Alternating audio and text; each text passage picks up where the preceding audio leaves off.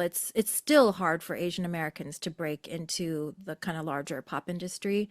And so one way that historically they have done that is by going abroad. So not just Korean Americans, but Chinese Americans as well. And so people like Wang Leehom and then as far as Korean Americans, we have Eric Nam and people like that, Jesse. There's so many of them. Um, so uh, but I think we're starting to see people now who don't necessarily have to take that step. And so I think that's really interesting.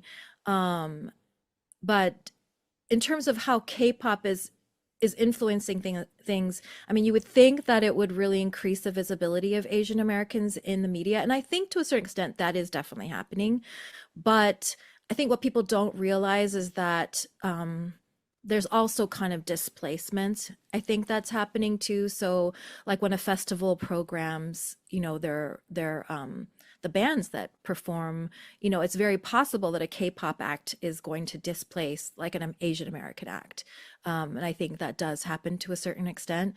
And I think the visuals of K-pop, because it's just so focused on visuals, I think this I mean, I think this could have a detrimental effect on really any artist. I mean, not just Asian Americans, but I think because it is so visuals focused compared to American industry, of course, visuals matter in general, but I think it's just so much more limited in terms of how it's defined in K-pop for the most part compared to other places.